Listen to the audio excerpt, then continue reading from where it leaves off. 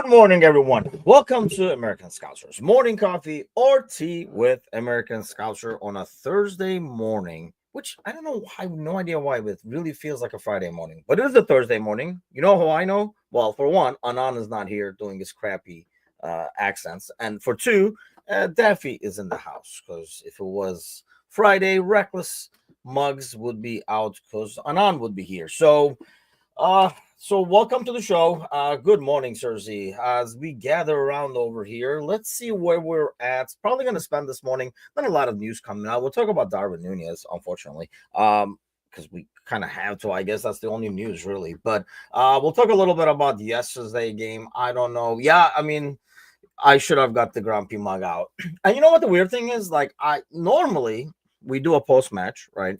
And I try my best at this, but it happens like it's the we usually like don't start the post match for another like 5-10 minutes, gets everybody like to calm down and stuff like that. But you get on, I don't know, like get on air, but you still kind of like have a little bit of the emotions of the game and stuff like that. And then the next morning when you talk about the game, it feels like it's a bit more clearer minds and stuff like that. But I honestly feel exactly the same way I feel about the game this morning that I did last night, because I guess in some ways I wasn't like livid last night. I'll tell you guys what. Let me put this on the screen over here. But I thought this was personally kind of weird because I did not expect this. I don't think the game, I mean, I know what you guys think, but I don't think the game felt like this. I mean, this is basically from yesterday's game stats, and you see like 2.5 for the expected goals. And this is where I think the XG can be deceiving. Because you look at this, I think, if you didn't watch the game yesterday, you kind of look at this, and if you're a big XG guy, you're probably saying, hey, they should have won easily. But I don't know. I don't think the game felt like that. I'm assuming, when you have an empty net, like probably like 0.9 or something like that, just for Nunez's situation alone, and then you had Jota and stuff like that. So the big chances is only 3-2, which is, like I say, it's odd because it's 2.5 to like almost like 0.7 or whatever. The game just did not feel like that. I think there were a lot of situations where Villa could have been dangerous. They were in the box and they just could not create a situation where it would bump up your XG, I guess. But well, it was a lot of squeaky bum time when they were in the box or when they were around the box, especially on that left wing. What's lost in the mix over here, and we do have to talk a little bit about that, and I know this is kind of like, the hill I'm dying on and everything, and I know like I'm probably his biggest critic, especially on like American Scouts are over here and stuff like that, but we had to talk about Trent as well, because what's lost in the mix over here is even though we created ridiculous chances, the goals come from really ultimately a gift from Villa that we do convert thanks to Jota getting that ball. And then thanks to Mo showing how you finish a more difficult chance, really. And the same ball, like you look at if you look at like what Nunez missed, you can like say, oh, the ball that's coming in and stuff like that. I thought that ball was a lot more perfect in terms of getting to and making a solid contact with. I actually thought Mo's was a slightly more difficult. It's still empty net. Mo is not going to miss that. And it's like a solid striker is not going to miss that. Definitely Mo is not going to miss that. But that's how the first goal comes. And the second goal is a deflection. And the second goal is from, Trent's shots. And if you look back, and I think we talked about this on we were talking about this. I can't remember. I think it was like maybe Spencer and I were pointing it out on the Discord channel as we were like watching the game. You go and watch that game, like rewind 60 seconds. It can't be more, 90 most. And watch that sequence where we're attacking like almost a counter, but not really like a full counter situation, half a counter, if you will. Instead of playing the simpler ball, like Trent goes for this semi-diagonal, like a pass that he can make. And I understand why Trent would try some passes that perhaps shouldn't be tried because he has the ability to make those passes. So I get that and everything, but he makes like a pass that's really not necessary because we had numbers, from what I recall, or it's about even. It could be dangerous if we kind of push all together. He tries the pass, it doesn't go through. So now they have the ball, it's intercepted. So now they know Trent is at midfield. So obviously it goes to Trent's side, as any smart player would do. You see the back pulled, so you know that's the direction you're gonna go. I mean, if you're like watching this in the US, you're like an American football fan. It's almost like when you see the guy blitzing, you kind of go that way because you know that guy's gonna be open, obviously. But so you see Trent just literally jogging back, like jogging. I'm not even exaggerating. It's kind of like little like a trot's going, coming back. And then, thank God, I think it's Konate or Gravenberg there that kind of like this whole situation. We win the ball. I think it's actually both of them that have to go over there. And then they kind of like clean it up. We win the ball. And literally 45 seconds later, we're on a counter. And you see Trent doing the sprints of his life to get up there. And that's kind of like because of that sprint, he kind of like fills in that space. I think it was Mac that played in the ball. And then he kind of like runs with that and stuff, and it starts to counter. So I guess my point is Trent puts in the efforts when he's going forward, and he does not put the effort when he's coming back. It didn't hurt us yesterday or anything like that, aside from the fact that they did find a lot of joy on that wing. And a lot of people like keep going at Konate, not realizing like whoever is playing right center back of this team is doing a really tough job. And if Gravenberg is tired, if beforehand those legs were tired, it's because they're doing a thankless job of covering that right-hand side, making sure we do not miss out. And we've talked about the contracts before. I still feel like Trent is the odd guy out who hasn't signed the contract. And that's fine and dandy by me. Sergi says Trent is getting ready for Madrid.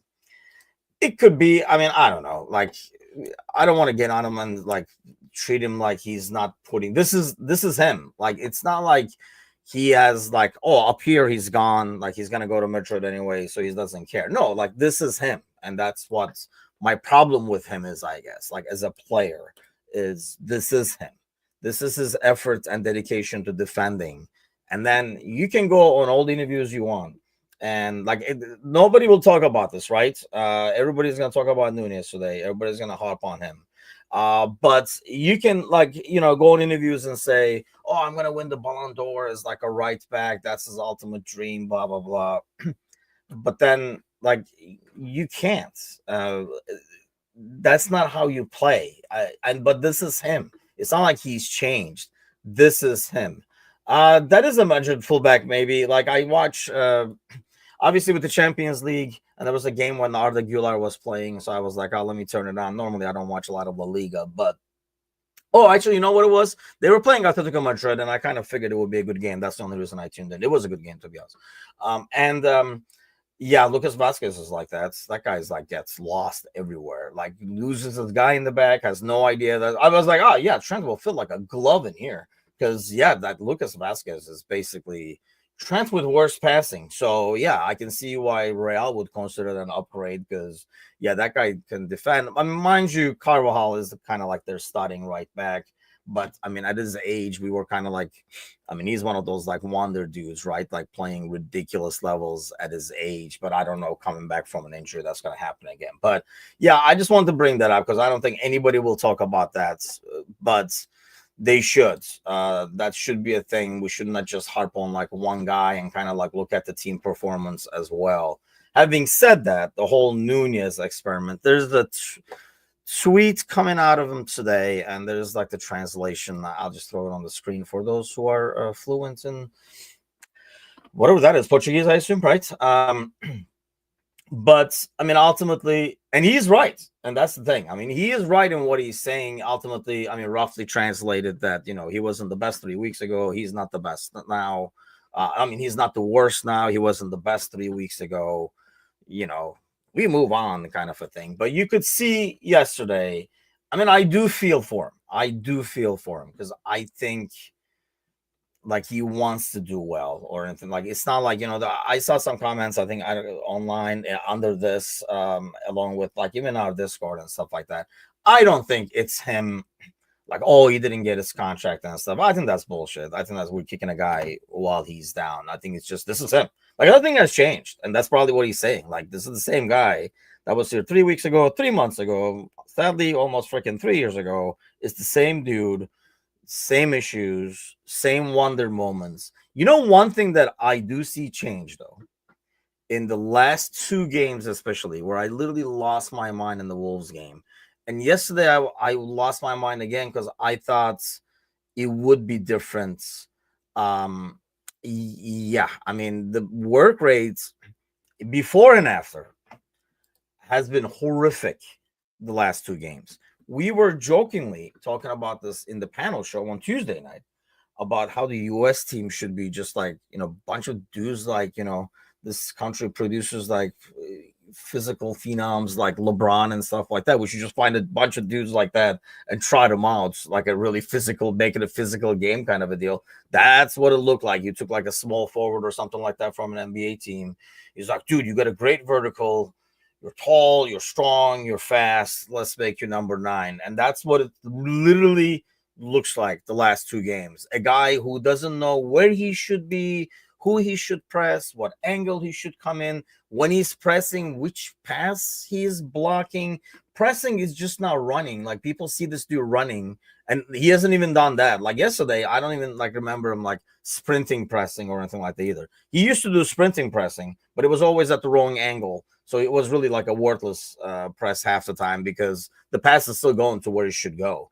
You're just happening to be running within the vicinity of the pass. But yesterday and the Wolves game, like 2 games back to back now, he looks so lost. Like literally looks like we threw a basketball player out there who has never played, leave alone played striker and stuff. And it's just like, it's mind-boggling. And we talked about this on the Monday Night Podcast a couple of times with Bickler. I don't care what your background is. I don't care, like, if you've been playing this game forever. So having played this game forever, I mean, you would think you would pick up some stuff along the way. I just can't see, like his mind has totally gone. And I'm not saying it's gone in terms of like, oh, he wanted to move and stuff like that. And no, it's more about, like that's a great point, actually, Cersei. It is like I remember that what Mourinho said about Luke Shaw. Like he needs to be. I don't know. That's what he's used to on the sideline. Somebody remote controlling him. Like I see coaches at the youth level. It's like, dude, you're not teaching him anything. Like like you just. This is what you should have done in practice, and then see if he's doing it. It's one thing, but you remote controlling, pass it to him. That's not really coaching. You're not really teaching him anything. You should have done this in scrimmage during practice or whatever. But yeah, I mean, I was telling we were talking about in the post match. There's so many moments that when I was playing, like I remember, especially like in high school, the coach would literally stop the practice and be like, "What are you doing right now?" And like would go like people, and like it was literally like a pop quiz. And you know what though, it worked because it really was more about it made you realize you have to be thinking as you're playing. You can't just do instinct kind of a thing. I feel like that's what he does. So the miss is brutal, but I'm not worried. I'm worried about misses, but it's not the misses that annoys me about him. It's like these things that annoy me about him most. Like, how can you not know how to press at this point? I don't care where you came from, you didn't go to academy, blah blah blah. You're like your growing up phases as you learn the game and stuff like that. But dude, like freaking like learn. You've been here like 3 years now. Like learn. So that's what I'm not understanding. How are you not learning this at this point? I just think he's just not a smart player. Like there are players who are really smart about the game and have long careers despite not having maybe like physical traits, not being like fast or agile or whatever, because they're smart about the game. They can read the game. They can be in places like a Milner, for example. Milner is not like, he's a strong dude, but I mean, definitely not the fastest or the most agile, but he's a smart dude. If you're a smart player, there are things you can do. I know like people say like speed can't be taught. No, but game should be taught to this dude, and he's not learning it. Like he's just not learning it. Some of the things he does, I really still do think the criticism in the second situation where he tries to get past Martinez, I think that's really harsh. People are talking about like he could have. I've seen like stills, like he could have crossed them all and stuff. That's a little harsh. Should he look over his shoulder? Not even look over his shoulder, but as he's sprinting there, should he check, his bearings and see where everybody's at? Yeah, probably. But that's kind of like he's going full speed to get that. Because so if he like turns and looks Mo's way, I don't even think he's getting to it that fast, to be honest with you. So I think that one is a little harsh. And the miss is just sadly something that we probably got accustomed to right now. But man, like, how are you not doing the things that makes you bearable to watch and easy to root for? That's what I've been saying for like years now. It's like he is an easy guy to root for because you can kind of tell looking at him, like he's giving his best, like this is him. He's giving everything that he's got, and you can't question the effort. That's why he's been an easy guy to root for. I watched in the last week or two, and you're not even getting that now. I mean, that was the only thing that you contributed. Now you're not doing that either. It's very, very frustrating to watch. So he says the question is that despite the criticisms we have about him, Klopp and Slack continue to play him, albeit not a regular starter. Obviously, they're seeing something. I think, well, those are two separate things now, right? Like, let's look at Klopp first.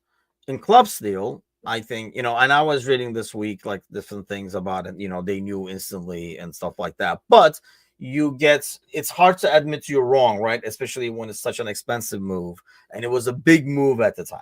So it was like one of the best promising forwards you can get in. And so he was, and you don't want to admit you're wrong. I think that's Klopp's part of the deal. Like, you don't want to admit you're wrong. No, I can make this. It's like a lot of these coaches have egos. Like, you have guys that are problems in like 4 teams, and the guy still gets a job in a 5th team. And you're like, bro, like, but then the other guy, no, I got him. Like, it's just like, I'll coach him. You guys don't know how to coach him and stuff. And then he goes to the 6th team. It's like, no, dude, it's the dude. Like, it's not the coach, it's the dude. But I think that's more of like an ego and not wanting to admit that Klopp was wrong. I think that's not the Klopp era thing. Maybe they thought, I actually think Darwin work rate has dropped big time. Yeah, we were just talking about that, Michael. He owes us money. He's robbed wages from us. Yeah, I mean, look, I don't blonde. To become the best thing, I think you almost have to have an ego. Yes, that is correct. But I think sometimes as the manager, you have to kind of be able to step out and look at these situations. I think Klopp did not want to admit he was wrong. That's one. Two, they might have thought, I mean, it is a huge change to go to a different league. Remember, like, we were talking about like the language, he doesn't know English and stuff like that. I know, like, we mocked it and laughed about it and stuff like that, but that is a big deal for these guys, young kids, moving his family, new environments. You talk to a lot of ex-players, they tell you how difficult it is to go to another country. So I think maybe they felt like, you know what, the first season, yeah, this is going to be a whole lot different the second season. The second season is about the same. Then we do a manager change. And then you feel like, hey, look what he did with Jimenez and stuff like that. Maybe he'll be able to do something similar, get the most out of him. Maybe Slot's tactics will suit him better. It wasn't as aggressive pressing at times compared to Klopp, so maybe it will suit him better. He'll get it better, whatever. I think that's what it is, Cersei. But the last part of the question, like when you mentioned Chiesa, I have no idea about that. And we talked about this in the post-match yesterday. Like, how bad is Chiesa that we're still banging our heads on the wall with Nunez? Well, we're still like, Nunez is the better option. Like, you look at the bench and you're like, he's the better option. And then you just call him up to go in. So I don't know what they're seeing from Chiesa that he's not liking. I almost feel it's mostly physical. But going back to what Michael is saying, I mean, you're not getting the physicality from him. You're not, like, he's not doing like what you kind of thought or expected he would do physically either. So might as well trot anybody out there. Really, the last 2 games, how lost he has looked. I mean, I was watching in the Wolves game. If you go back and watch the last 20 minutes, I mean, if you kind of like torturing yourself, go back and watch 20 minutes. Look at Soboslai and him losing his shit because Nunes is never in the right spot. He's like waving his arms, he's like, what are you doing? Like he's running over there trying to like fix his mistakes and stuff like that. It's almost like, like getting a kid at work. They're like, dude, what are you doing? Stop moving stuff around. Like you're chasing a toddler around. That's what it feels like when he's out there. The last two games, you got the effort before. Now you're not getting the effort. He doesn't know where to be. It's almost like he's thinking too much. And I'm not buying this confidence thing anymore. We've passed that. We're way past that confidence thing. We're way past that adjustment thing. Those are all gone. And I think, there's very, very few people left in the Nunez camp. And I'm not like, don't go and abuse the guy on the social media. I never get that. Like, you abuse the guy on social media. What is he going to do? Like, score like a hat trick next week for you? Like, oh, that's so stupid. But the experiment is over. Like, stop holding hope. I will admit that I wanted to believe because he's an easy guy to root for, wanted to make it as much as like, he's going to come, you see like the little glimpses. At first we thought it was confidence. How many games has this dude had where you felt like, there you go. That's a confidence builder. Now he's going to come out next game and kill stuff. And nope, he comes out the next 4 games. It's the same dude. So you're like, okay, it was a run of games. He got the run of games. It was every excuse that we made for him as fans. And he has ridiculous support in the stadium. Like people treat him like a toddler in the freaking stadium. Like when Solostai makes a bad pass, nobody is like, Sobo. Like, no, like everybody's like, you can kind of like hear people like mumbling and stuff like that. No, like, we know he's a kid. So, like, no, that was good. Nunez. Like, it's just like he has the support. Everybody's behind him. Everything is there for him. It's just not happening. And honestly, would it have been a lot worse? I saw somebody saying like Rio or like Rui, the kids that came from Chelsea. I mean, no, I think we've seen that it's too early for him. Not to mention he's a winger. Like we don't have anybody young that we can put up top either. And I think the only reason we didn't sell him, if those rumors were true about the bid, either we figured, hey, there's nobody to replace him right now, or we feel like it's going to be there this summer anyway. So that way, we'll kind of go out and get who we want, who we feel like will fit in that situation kind of thing. But yeah, I mean, the irony was, I know they went out afterwards, but he went in and like freaking like scored. The Italian teams, by the way, in Champions League yesterday, yikes, yesterday and Tuesday, dropping like flies. That was, and I don't know, it's like easier to root for the underdog. So I was rooting for Mignolet in goal. Vino was saving crazy stuff too. He was in like rare form. Club Rouge going past. And then yesterday, PSV game that was kind of still going on. I watched it after our post-match and everything like that. So, yeah, he has had a good start over there. But, yeah, I mean, I think, we felt like, oh, he did something great over there. Maybe he'll do it again kind of a deal. And it just did not happen. So he says Endo gets plaudits when he doesn't get regular minutes. So Nina is showing something. I think, no, that's a spot that I think it's a lot of like trust. It's a difficult spot to trust somebody in the middle of the pitch, I think, to do stuff coming off the bench. Whereas it's the least riskier to put somebody as a forward in terms of affecting the rest of the team. So if you're getting fresh legs in and you want to get fresh legs in, it's a less risky situation to switch your center forward because he's not going to impact as much, which he does with his poor pressing at times, mind you. But, he does not going to impact the game as much negatively. Like he can only add, he can't subtract. Whereas you put a guy in the middle, he can lose the ball or, he can lose the midfield for you because he's not up to the pace of the game and stuff. I think that's a lot of that reason where, and I think he has learned. I mean, really, I think looking back, a couple of games now, and maybe it's unfair because the results are not going our way, so we're a bit more critical and stuff like that. But I think a couple of games now, Slot has gotten substitutions wrong, and we praised him when he got him dead on. So got to call it out when it's not. I really thought in the Everton game, it would have been more about like bringing Endo in and bring in another center back. I really thought we should have brought in another center back. That's like a sub that Klopp would do, for example. That was like, but it was just for these teams who are just going to put it in the box at the end.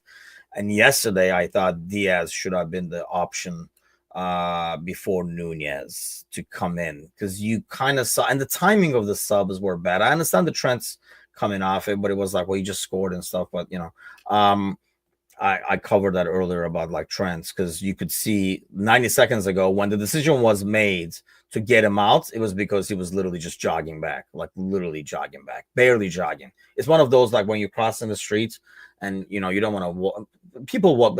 Biggest pet peeve, by the way, where you wait in front of the store and stuff like that. People taking their like sweet ass time crossing the street is one of my biggest pet peeves. Like, because I really feel like we should run over a couple of people and set the example or something. I don't know. I'm just kidding. Somebody will clip that, but yeah, I mean, it's like you kind of do like a little. At least I do, out of being polite, like a mini jog to look like you're kind of running. You're probably walking just as fast as you're walking, but at least you show the effort to the guy that made you cross. That you were like trying to get out of the way as fast as possible. That's how he was running at best. So it was probably like walking speed, but he looked like he was running. So that was probably pretty determined. But I do think, like yesterday, Diaz would have been a better. You could see a Villa team that was getting tired and they were reeling after that second goal. And I feel like that's when we should have really kind of put the pressure on them further. And I guess, like I was telling in the Kazi and Sergi in the post match yesterday, that if you ask Slot, he can go out and say that was a great sub. Look at the situations we put him in, and really, it's hard to argue, right? Because you use the speed and stuff like that, so it's hard to argue that part of it. But then I would argue, but bro, you put Nunez in those situations. That's another thing.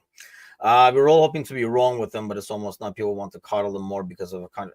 Yeah, I think that's part of it. I don't know. We do this thing where like people are like, "Oh, stop, get behind the players." Like it's like I am behind the player. I want him to succeed. I want him to succeed all along. I'm against like writing people off after one per performance or like 3 weeks and stuff like that.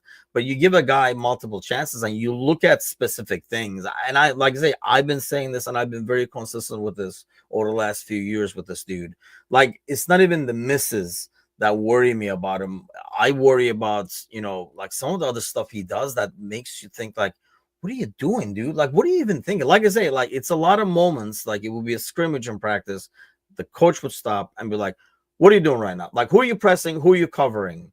Like Popko is, and I don't know if he has any of those answers. Like, because it looks like he doesn't. It looks like just nothing in his head. He's just like running, hoping to make something happen. Is that the pressure of trying to make an impact? He wants to be that guy, so it's not.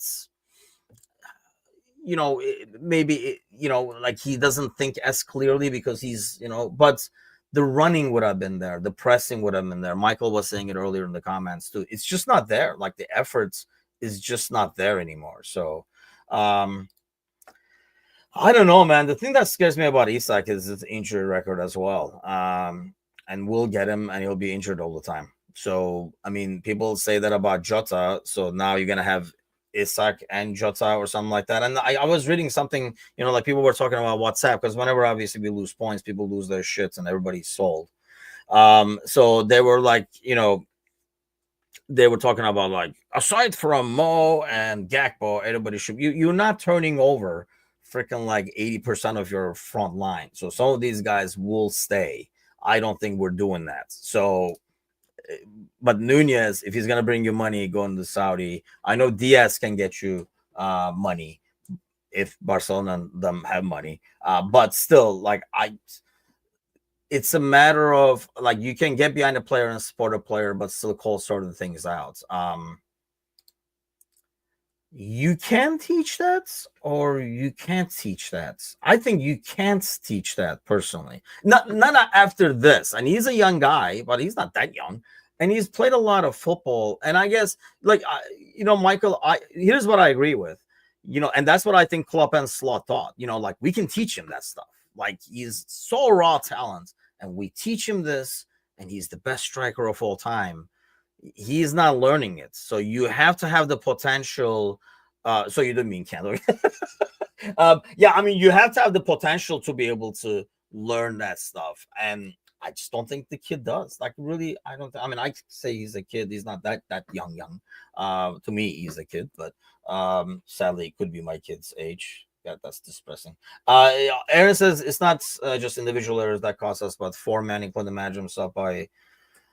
Yeah, but then we say, like managing minutes and stuff like that. Like you say, I agree. I think it should have been, Lucho before Nunez. But if you go to slots and ask, he can very easily say why, because he was in great situations. He finishes that, right? Or one of them, and you're like, great sub again by slot. So that part of it is maybe feels a little unfair. I thought, overall, Lucha would have made a bigger impact against the reeling Villa, and that's why I'm saying like Lucha over him.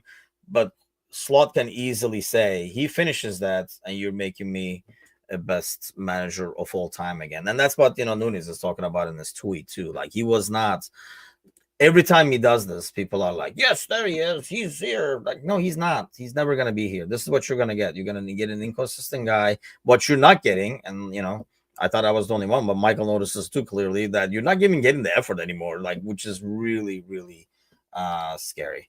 Silly table, part of it feels like we need Klopp's mental madness to come in now and see us over the line. Yeah, that is a silly take. I'm sorry. Yeah, I'm not understanding that because we have seen this happen a lot more under Klopp. There's nothing to prove that Klopp keeps the team calm. In fact, I would argue that Klopp's system is a lot more destructive on a team in some ways if there is not mental strength. So the mental madness, the whole thing about, like throwing fists around and stuff like that does not put legs in people. I think we saw that, right? We saw that with Fabinho. Klopp didn't change, but somehow Fabinho could not go from point A to point B because Klopp ran the legs off of him. So you can yell and scream all you want. If I'm tired, I'm tired. If I don't have the legs, I don't have the legs. You can argue the only thing that will kind of sometimes get players like an injection, almost like drinking a little Red Bull or something like that, is like being home. And that's one thing that's going to go for us is having like 7 out of the last 11, I think, is at home. So after this City ordeal is over. So that's what you can do. But hey, you'll watch the Wolves game. It was like a freaking theater in there. You couldn't hear anything. Oh, I'm sorry. I'm kind of way behind in the comments here. Steve says we're going to ship him in the summer.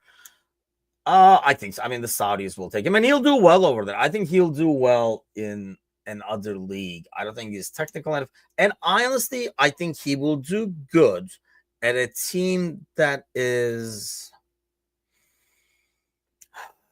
like mid-table, higher mid-table, like where people are not going to always sit back against them. If he was here, like I don't think he's good enough for Premier League. Don't get me wrong. But like for example, in terms of the Premier League, like he would do a good in a team like Villa or a team like Newcastle and stuff like that because they don't play against park defenses as much or really packed and compact defending as much. So I think that's what he needs. He needs to be on the counter. And I know like in Benfica, they play against teams like that because they're, one of the big boys, them and Porto and stuff like that. But the quality of defending is much lower. So the guys that are camping in the Premier League, the guys that are compact in the Premier League are a lot better defenders than the one in Portuguese league. So he can get those chances there. And I'll be honest, like we're probably not getting the most out of him because we do play a lot more control now than during the Klopp era. So it's not. So there are times where we would go on the counter, and that's when you would use the speed and stuff like that. But we don't roll the dice. We want to make sure we keep possession. So I think perhaps the slots is even less now that we see more of slots. I think we didn't know this in the beginning of the year, but I feel like it's less suitable for Nunez than Klopp as well. So 24 league goals. Yeah, and I think that's That's fair and unfair at the same time. Like you just got, I don't care about the 75. I mean, I do, but you know what I mean? Like I don't want to judge him based on 75. I just want to judge him by what he does. But I agree, yes, the money does come into it because you know when Minamino was going out there doing stuff, you were like, well, if he misses, he misses. We spent like we didn't pay anything. We just like a disposable player kind of a thing. I know what you mean by like the price tag, but we're gonna be fine. Says, thank God, Steve. Put some possibility in here.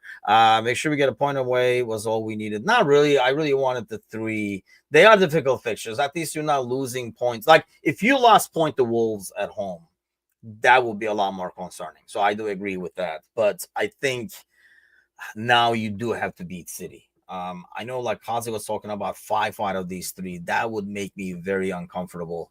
I was saying 11 out of these 15 points. And what are we at? 4? Nope. 5. So we got to win the next 2 according to my ideal scenario of 11. I wanted 11 out of the 15. And City, I don't know, man. That's like a really, really tricky and difficult because I can see that game going both ways. I don't care what you guys say about City and their form and how they got clobbered yesterday and stuff like that. They got the players to hurt you. And our defending being as shaky, I don't know. But I think, you know, I don't know if Gakpo will be back by then, but you would think Diaz will be obviously starting that one. So it could be like a different game. We just got to finish, man. It's just a matter of, you know, Jota finishes that. It's a whole different game because that was right after they scored. You kind of demoralized, like, oh, we busted our ass, we scored, and here we go again, kind of a deal. But I think Slut is more like, yeah, I agree to this. Klopp has had far better teams than this and still bottled it. Have they been better teams? You know what it is? Because of Klopp's system, we are used to having a lot more injuries, is what I would say. So maybe potentially Michael might be right. Those squads might have been better. But we had so many people injured at the end of the season that, you know, oh, this is all we have is what it seemed at the end. And of course, FSG got blamed and, you know, Klopp could do no wrong. So you never got to blame for like running the legs off and like overworking and stuff like that and like getting all these muscles pulled. We're seeing it all over the place. And there's like, there's definitely Nunez will be dangerous for Brentford. That's a good one, actually. Slot's more likely to get us over the line. I honestly think so too. You kind of have like an aligned. I mean, that's how it works, though, right? You have a Hendo that was mirroring Klopp. Now you have a Van Dijk kind of mirroring Lot in terms of like demeanor and calmness and stuff like that. They know what needs to get done. And I don't know, it's way too early to panic. Let's see if Arsenal win on Saturday, first of all, right? Before like we lose our shit over here. They have some tough games. Are they going to go to Forest? I mean, if they go to Forest away and like get like a win, then I'd be like, oh, wait a second now, they're serious and stuff. But yeah, I mean, their next 5 games, let's see what they do out of their 5 games. I just don't think we're being chased by a team that's really strong and going to win every year. He will do well anywhere else. He's been in the spotlight. Yeah, I mean, the worst thing that happened to him, but I'm not even giving them that as an excuse anymore, Steve. I mean, Jesus freaking Christ, like, get over it. I mean, he was talking about, you know, when he first came over, we said this. That's what I mean. I feel like I have given more than a fair chance and been fair with expectations and stuff with this kid. You know, we were like, oh, he's unlucky because he came the same time as Holland. Holland was like bagging goals like there was no tomorrow. So all the comparisons, you know, like Michael is saying, everybody's like, oh, we spent all this money. Is this what we got? Blah, blah, blah. New country. Okay, 1 season. Then it was confidence. He just needs a run of games, blah, blah, blah. Well, he would go out, score 2 goals. They're like, there you go. Next game is, no, I'm done. I'm really done. Like, it's not. I'm not like killing the guy, you know, but, you know, I just don't think he's good enough. Bottom line, he's just not good enough. And sometimes you just got to take your losses, regardless of how much you paid for him, and kind of like move on. And I think they know as well. I mean, but, you know, unlike fans, you can't just be like, I don't want to see him anymore. And so yeah, it doesn't work like that. You know, you are going to see him. I honestly think, and I was saying this yesterday, I was saying this after the Wolves game, when he frustrated the hell out of me, and then I just had freaking flashbacks yesterday. But I really do think there are a couple of moments for Nunez still in the season, whether it's in the Premier League or the Champions League, he comes in, he scores like a goal that seals it, or he comes in and scores an important goal that we're chasing the game or something like that. There are moments for him, I think, still. But like you would hope there just be more of those. Like he's not even Divock. Like when you look back, like when he leaves, I know Divock was here a lot longer, and we won things, and he scored. That's what I mean. Like score a couple of crucial, and he's done it. But you can't rely on him. Like we're almost hoping for dumb luck now. When a sub is coming into the game, you're like, okay, like he'll do this, right? Like you kind of like have an expectation. Like when Jota got to that situation, I was like, that's in. So that was like really disappointing. We almost got a throw in out of that. But there's certain expectations when you see a player come in. And when Diva came in, because of what he had done, you had this like he could make it happen kind of a thing. Whereas with Nunez, we're like, wouldn't it be funny if he got the winning goal? Like that's basically that's like the silly expectation we have now. Like we're even making a joke of our expectations. So, and yes, this is definitely right. The fee is not his fault, but crumbling under it in the beginning apparently partially is his fault. And like I say, putting his head down, and I don't know, like I just don't. And if he's not mature enough, I don't know what it is, man. Maybe he just needs a change of scenery. I feel bad for the kid, I really do, because I really think like the try and the will and the intention is there, but sometimes it just doesn't happen. I mean, I have all the desire and the intention too, but you don't want me as number 9, so there's that. City will be a challenge. Yes, you got to get the 3 there. Would 1 be a disaster? I think it really depends on the Arsenal score too, and how they win, if they win, and stuff like that. But like 1 would not be a disaster. You would definitely have to beat Newcastle at home. But 1 is not a disaster at a City away game. I don't think like people like sometimes, and that scares me worse when people have some like ridiculous like look at them against Real and stuff. Okay, like you look at the squad still, they have a lot of guys that can kind of hurt you. And I mean, Marmoush looks like a player. I mean, I'd be afraid of Marmoush making runs behind. Holland is Holland's. I know like Van Dijk usually has his number. But still, the only thing is it's a team that we can really hurt on the counter. They really struggle with it. And I think, if you play Diaz and stuff, a great game for Gakpo. I hope to God he comes back soon. I mean, he's been, and the most disappointing part, going back to what Sergi was saying earlier in the show, is, I really thought, what was this, like a month and a half ago, when Chiesa was like, starting to play and stuff like that, a month and a half ago, early January, right? And we were, I was like, hey, come March, April, he's going to be a key guy. And he still could be, I guess, especially if he's gone above Nunez in the pecking order. I don't think he has. I think we still trot Nunez out there. Like you see Nunez coming in the Newcastle game or something like that. Especially at home with the fans behind him and stuff. But I really do think we need Chiesa. I think this shows that we don't need Chiesa. Like we need Chiesa off the bench. Let me put it that way. I don't mean like we need Chiesa starting or anything like that. That's crazy. But if Gakpo is back, you can kind of see what we miss with Gakpo on the left-hand side there. Really couldn't get much going from the left-hand side yesterday. But another worry right now is, we're talking about in the post-match yesterday, Robertson. Like, so is Robertson going to play the full game against City? Or you're going to put Costas out there, which is horrifying by itself. And then, or you're going to save Costas for the Newcastle game? Because you're not going to play Robertson back to back every 3-4 days, are you? Because that's scary as well. But I know, like, that's what's the odd thing. I woke up this morning and I'm like, sometimes you're like, different perspective, a bit calmer now and stuff like that. But at the same time, yeah, I just feel like exactly like how I did yesterday after the game ended. So no need to like over panic, but it's some things are concerning. I think, but some are like existing problems. You're just not getting over the line now. Nunez scores into an empty nets. We're like huge away win, title is ours. He doesn't, and we're like everybody is like the jumping off the ledge over there. So keep that window closed, stay inside. It's freaking cold as hell outside, especially here in Chicago. So, and then let's see what happens. But the boys will be on tonight. The Bald crew, I think all four are tonight on. So I'm sure they'll talk a lot about the game. If you guys think I was harsh on Nunez, just tune in tonight to see how kind those guys will be. 7 o'clock Central, 8 o'clock Eastern, and then I'll be back tomorrow morning with the Reckless crew, and then we'll be getting ready for the weekend then. So thanks a lot for joining me this morning, guys. Give us a thumbs up if you're not subscribed already.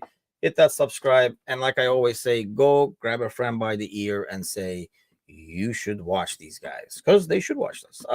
But tune in tonight. Don't forget to hook up with the boys tonight at 7 o'clock Central, 8 o'clock Eastern. Have a great Thursday, guys. Take care.